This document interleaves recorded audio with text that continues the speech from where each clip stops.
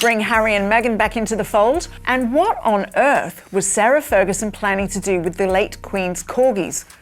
This wasn't supposed to leak, not now, not like this, but the moment Sarah Ferguson, Fergie, was quietly shut out, ignored, and pushed to the edge, something dangerous began to shift. Because when a woman who has lived inside the most guarded institution on earth starts running out of options, she doesn't just fade away, she remembers everything. And suddenly, the whispers aren't whispers anymore, they're warnings, real warnings. Because insiders aren't asking if Fergie will speak, they're asking when. And more importantly, what exactly she knows about Prince Harry and Meghan Markle that could crack their entire story wide open. Think about the position she holds. Not an outsider guessing, not a journalist chasing rumors, not a critic with an agenda. No, she was inside, married into it, lived it, survived it. She didn't just pass through royal life, she lingered in its shadows long after the spotlight moved on. She raised daughters in it. She stayed connected to it. She heard things that never made headlines and saw things that were never meant to be explained. And now, she's reportedly been rejected. A tell-all turned down,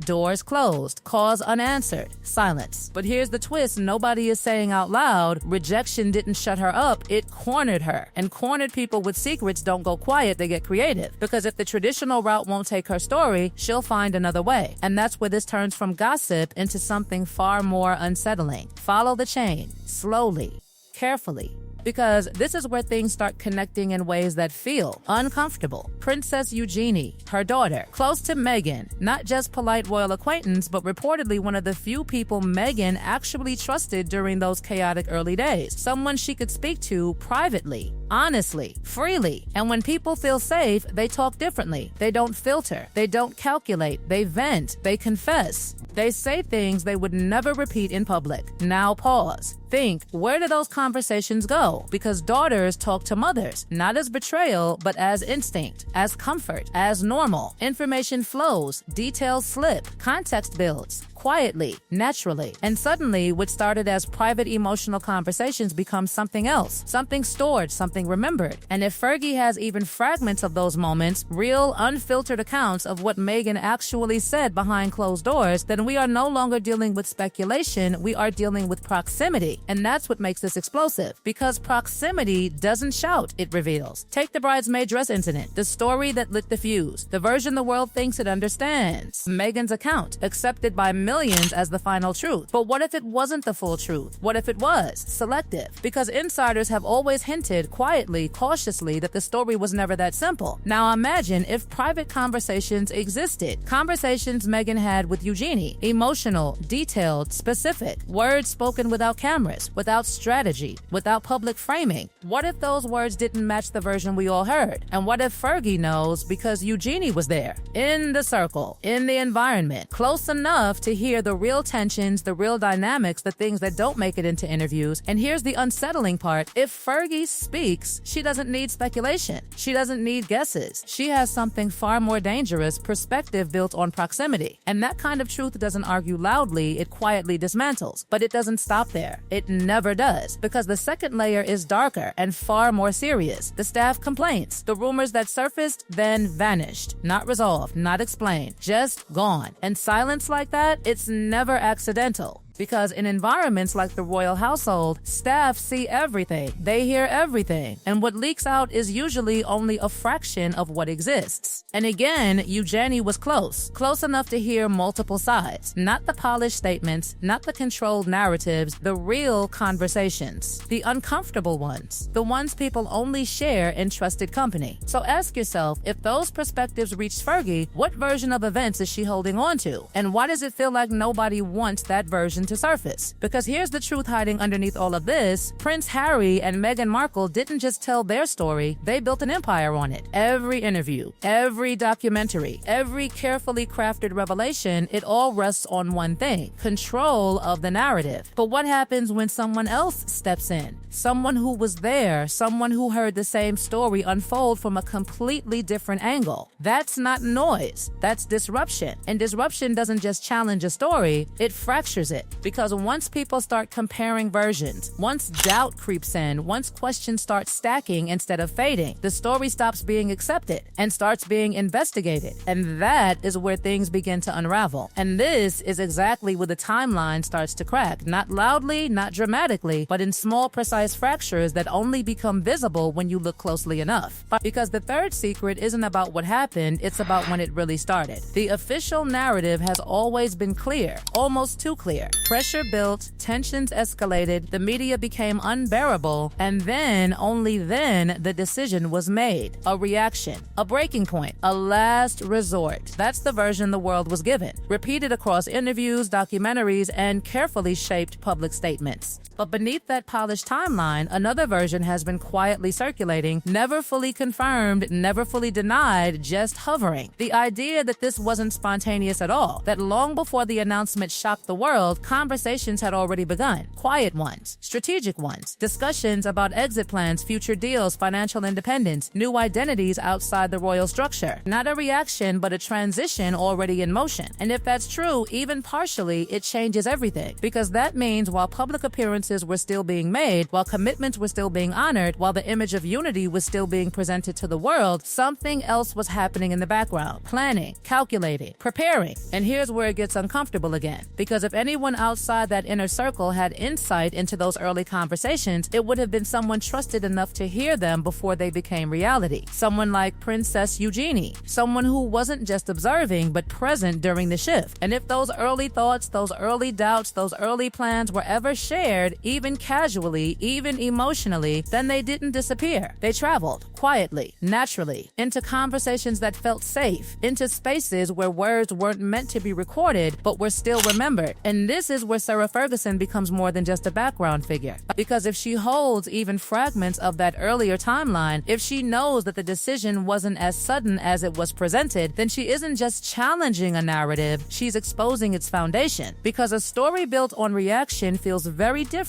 from a story built on strategy. One earns sympathy, the other raises questions. And once those questions begin, they don't stop where you expect them to. But then comes the fourth layer, the one nobody wants to touch directly, the one surrounded by silence, by careful wording, by avoidance so obvious it becomes suspicious. Because before everything changed, before departures, before interviews, before global headlines, there were circles, private circles, exclusive spaces where influence, wealth, and power overlapped quietly. And within those spaces, connections formed, not always visible, not always documented, but real enough that years later, when certain names began surfacing in investigations and legal battles, people started asking who knew whom and how closely those worlds actually intersected. The name Jeffrey Epstein doesn't need explanation anymore. It lingers. It shadows conversations. It reshapes how past associations are viewed. And within that broader network, one figure remains permanently entangled: Prince Andrew. His connections, his legal battles, his settlements, his silence. All of it has already rewritten his place in public perception. But here's the detail that refuses to sit quietly. Despite everything that has been said publicly, despite the criticism, despite the willingness to speak openly about other members of the royal family, there has been an unmistakable silence when it comes to Andrew.